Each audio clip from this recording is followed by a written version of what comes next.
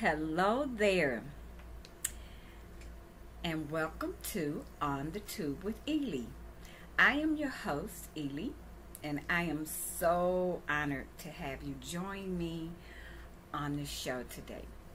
Well, I know that we have not done a show in a few weeks. There's been some things going on in my life. I think I mentioned that I went to the Bahamas for my birthday. And then I had a really bad reaction to, I guess it was the sun. And I think I told you about that, tamoxifen, how you can't go out in the sun taking tamoxifen, because sun and tamoxifen don't mix. Well, I mean, you can go out, but just don't be out there for any prolonged length of time. So today we're back on track, and today I want to talk to you about mammograms. I know in the very beginning of the series I told you that I had a series of mammograms. The mammogram was one of the things that showed something irregular in my breast. But today I want to talk to you to let you know that I have been doing some research, and I have been finding out that mammograms may not be the life-saving mechanisms that they say that they are. Okay, so we're going to find out with some of the information that I'm going to impart to you today. And then, of course, we'll end the show with a song from none other than your host, me. Okay, so let's get started, shall we? By the way, I hope you're enjoying your summer. I know it's time for the kids to go back to school almost. Well, in some states, they're back already, and in others, they go back day after Labor Day. So, let's ask this question. How long has this dreaded disease been around? Cancer. Okay. Well, according to, let me put my glasses on because I don't want to give you any wrong information. Okay. So according to Nafras Nizam, he was a student at Kingston University. Okay. And he said the first documented case of cancer and the oldest case was from ancient Egypt in 15,000 BC. Can you believe that? This disease has been around like forever. And the cancer then was described as tumors occurring on the breast. But no name was provided of the first patient, he said, that he was aware of. And then at that time, of course, there was no cure, or treatment for the disease. The only thing that they could do was to focus on, limiting the patient's suffering, So, and they had different methods for that. If I'm not mistaken, I think one of the things that they used to use was laudanum, which was like a painkiller, and so that kind of helped, So anyway, now throughout the centuries, of course, different methods have been introduced, and this is where the mammograms come in. But according to Dr. Charles Wright, who is purportedly an expert advisor, he's a consultant in medical and academic affairs, program planning, and evaluation. And he says breast cancer screening with mammography was widely regarded as an important tool, of course, to fight against the terrible disease. And he said it seemed obvious that the earlier it could be diagnosed, the more lives could be saved. Okay. aggressive treatment, it was thought, would prevent the cancer from spreading through the body. And a huge amount of research evidence since then has slowly and painfully led to a different conclusion. Isn't that something? So it says it's now clear that the benefits of screening mammography have been greatly exaggerated. What does that mean? Exaggerated, and the serious adverse effects all but ignored in the enthusiasm to support breast screening programs. But Dr. Charles Wright says it's time for these programs to be reconsidered. Okay, he says it must be emphasized that this is the case for the population screening of healthy women, not those with extra high risk factors. So this is a very unpleasant message for modern developed societies with 3 generations of women have been led to believe that regular mammograms will save their lives, and where an enormous related industry has been built up. He said, but it's time to face the facts. So what is he saying here? I mean, what they're saying is that they've been studying screening mammography intensively, and their most recent bulletin states that the benefit of screening 2,000 women regularly for 10 years is that one woman may have her life prolonged. Did you just hear that? Out of 2,000 women who gets regular mammograms, only one woman may have her life prolonged? That doesn't sound too good to me. What about to you? Of the other 1,999 women, at least 200 will have false positive mammograms leading to biopsies and surgery. And at least 10 women will be falsely diagnosed with breast cancer and consequently subjected to unnecessary surgery, radiotherapy, and chemotherapy. Boy, I tell you. I mean, and they say this problem called overdiagnosis, and it occurs when the biopsy reveals microscopic cells that are currently labeled as cancer by the pathologist, but with uncertain potential to cause any significant problem for the patient in the future. Now they say they have even more evidence. The Canadian National Breast Cancer Screening Study, published in the British Medical Journal and widely reported in the international media, solidly confirms that there is no upside to breast screening healthy women in terms of mortality benefit in exchange for the downside of all the adverse consequences. So what I'm hearing is that I guess you need to already have cancer or already have lumps in your breast or something that the mammograms will benefit you. Well, nobody can be happy about all this disappointing news, can they? But we surely can't ignore it, can we? So let's talk about what Dr. Ben Johnson says. He was also a specialist and expert advisor, and he wrote a book for women, and he says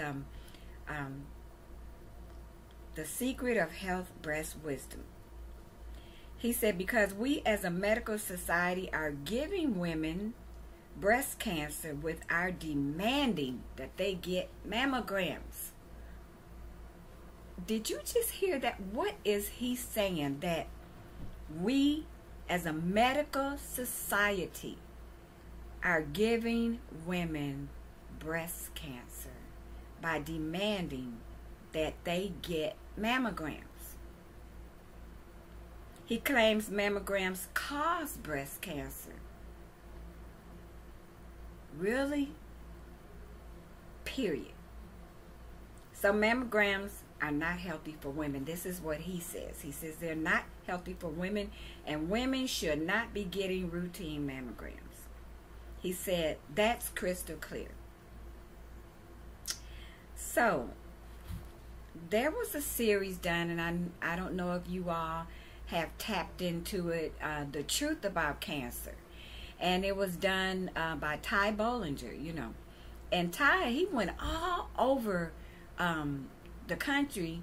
Well, not just even the country. He went out of the country to other countries and interviewed different doctors to get their take on cancer, on chemotherapy, on radiology, on mammograms, you know, and all these other things.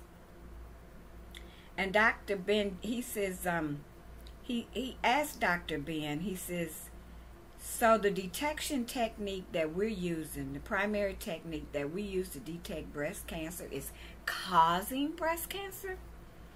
And Dr. Ben Johnson says, absolutely. He says, it's a terrible test.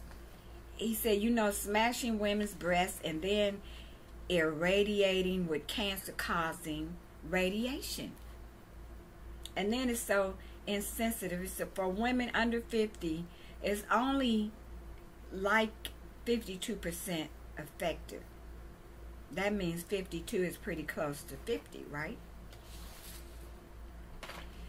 So he says that means that half the women that have breast cancer, it would not detect their cancer. What? You mean that if you have breast cancer, this mammogram test that they're giving us would not detect it?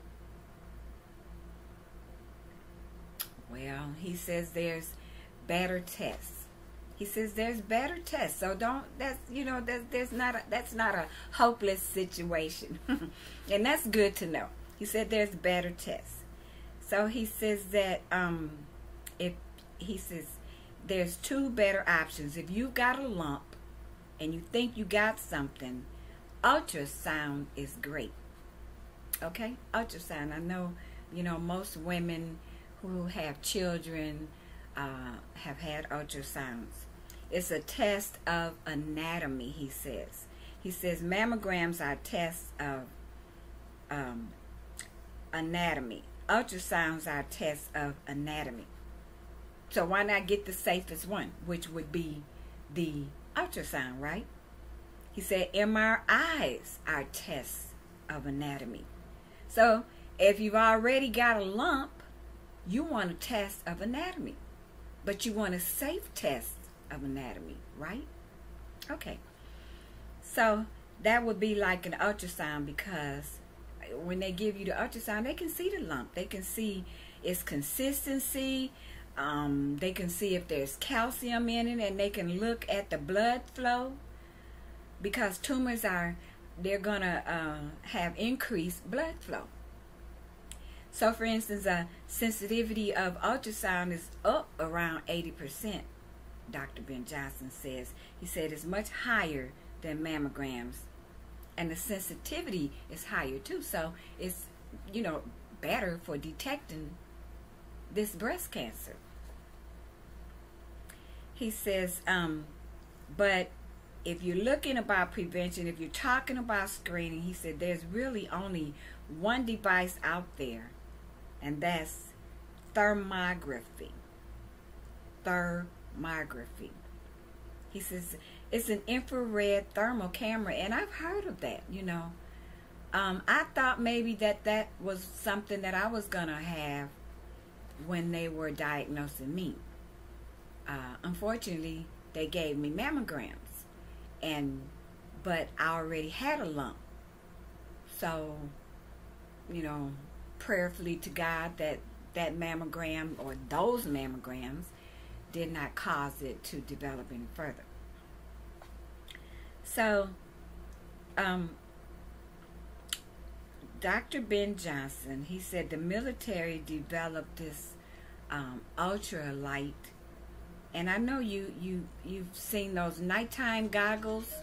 Well, this is what. Okay, so we were talking about that thermography, and the military are the ones responsible for developing this thing. It's like infrared, you know, where they can see the warmth of something, you know, and they used it so that they could catch the enemy before they snuck up on them, you know. And so, or even they could shoot down missiles, you know, because they could detect them by the heat sensors. And so this is what Dr. Ben Johnson says this thermography is, which is, I think that would be pretty good, because you could probably detect different lumps and stuff, you know, inside the body, because it would, you know, radiate some type of heat. So, Dr. Ben Johnson, he says that long before the tumor grows, that there's cancer cells, and they probably, you know, had been in there at least 8 to 10 years before there was a tumor, before the cancer cells started to grow. 2 cells, 4 cells, 16 cells, 144 cells, etc. They multiply. And he said it takes about 8 years until you get to about a centimeter in size for even a mammogram or an ultrasound to detect it. Now, that's actually how, well, no, mine was like 2 centimeters, you know. That lump that was in my breast, it was 2 centimeters. Well, why didn't the mammography, mammogram pick it up when it was 1 centimeter? Okay. Okay, well, I don't know, but, and he says, and by the time it gets to be 1 centimeter, it's too late, because that 1 centimeter tumor, about 5/16 of an inch, is about 1 billion cells. Can you imagine? I mean, I know that cells are so microscopic and tiny that you can't fathom a billion of them. But that's what cancer cells do. They multiply, and they grow, and then they cluster, and they become tumors. So anyway, I guess the conclusion is that don't get a mammogram. Not unless you just truly, truly, truly have no other choice in the matter. If you go to the doctor and the doctor suggests mammograms, say, well, is there an alternative method that we can do? Ultrasound, thermography, or something, MRI, anything other than a mammogram. Now, I'm just telling you the information that I gathered. Ultimately, it will be your decision. But I hope that you learned something today. I know I certainly did. I'm really disappointed that they knew the truth about these mammograms. You know, and I had heard that some years ago that mammograms were not safe, but you know how you hear things, but you're not sure. about it, and so I did some research, and I'm under the impression that I would not recommend anybody to get a mammogram. So, and that's my show for today. Next week, we're going to be talking about oxygen for the body. And I will let you know some ways that you can oxygenate your body. Because guess what? Cancer cells cannot survive in an oxygenated body. So I'm looking forward to doing that show, and I'm looking forward to seeing you here. You have been watching On the Tube with Ely. God bless. I can't do this, y'all.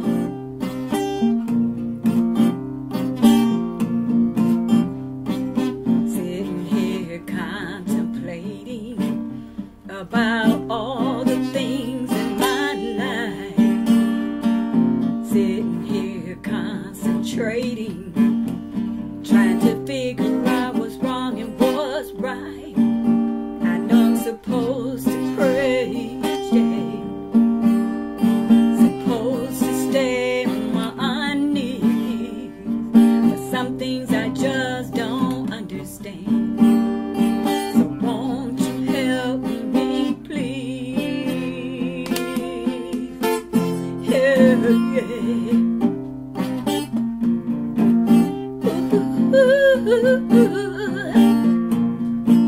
I need your help. I can't do this all by myself. I need your help.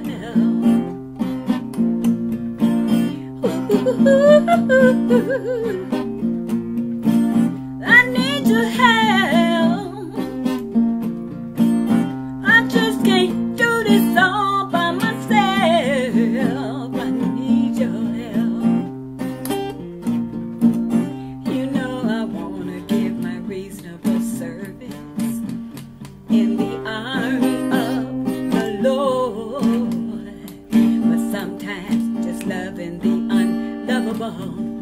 Oh, you know it gets so hard. I know I'm supposed to pray each day, supposed to stay on my knees, but some things I just don't understand. So won't you help me, please? Help me, please.